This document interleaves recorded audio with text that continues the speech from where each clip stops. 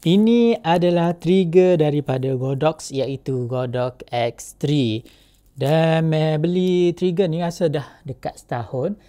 Dan kalau korang semua macam terfikir-fikir nak beli dalam usia-usia, tengah-tengah usia, nak beli trigger Godox X3 ni, nanti dulu sebelum korang beli tu, Mac ada alternatif yang lagi baik daripada korang beli trigger Godox X3 ni.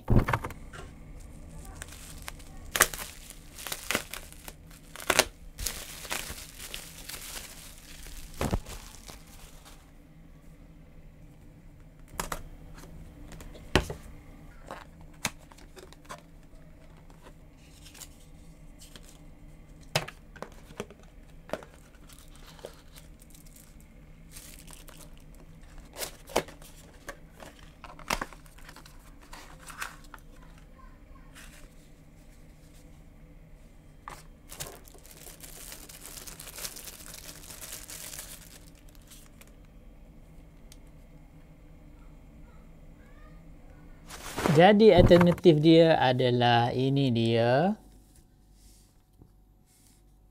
IT30 Pro. Okey. Apa yang menarik dengan IT30 Pro ni, ini adalah compact flash daripada Godox. Okey, korang tengok tu. Okey, dia ada tempat flash dia sini dan belakang ni tempat dia untuk korang setting apa semua. Jadi korang boleh tengok compact je flash dia kalau nak bandingkan flash biasa. Okey, jadi ini adalah flash yang biasa Mac guna. Ini flash V890.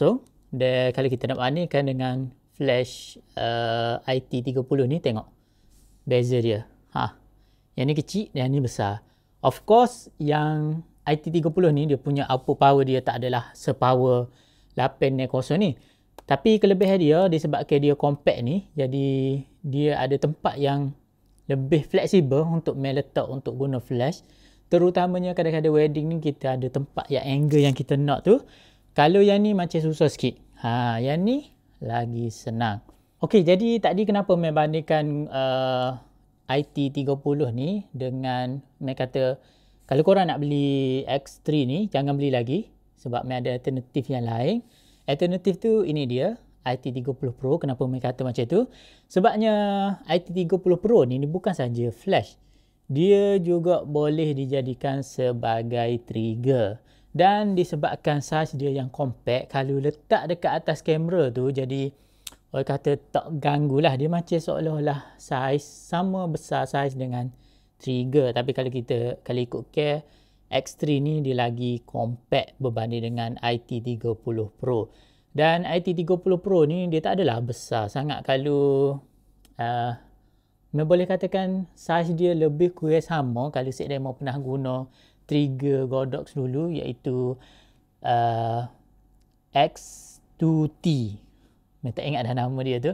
X2T. X1T tu rasa kecil sikit, tapi X2T tu dah bentuk dia pun lebih kurang.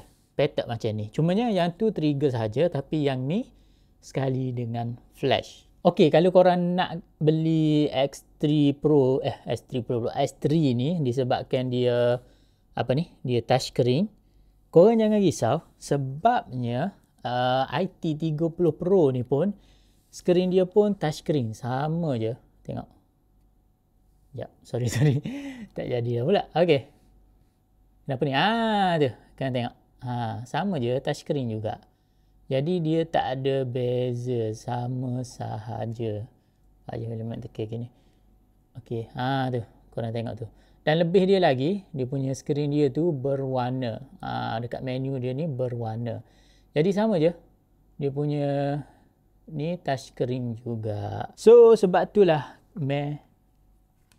bagi tahu korang semua, sebelum korang beli X3, korang kena consider IT30 Pro sebab dia macam seolah-olah 2 in 1. Jadi kalau korang nak guna flash pun boleh, korang nak jadikan flash pun boleh sebab memang dia flash, dan korang nak jadikan trigger pun boleh. Jadi itu kelebihan IT30 Pro ni. Okey guys, jadi itu sahaja video kali ini. Saya nak share pada konsumer tentang flash/trigger baru yang saya beli daripada Godox IT30 Pro. Dan main nak test lah macam mana dia punya dia punya power dia tu, sebab setahu Mel, tak silap Mel, power dia tu 30 watt dia output power dia. Tapi nak tengok lah sejauh mana power dia kalau bandingkan dengan flash yang asal dengan IT30 Pro ni.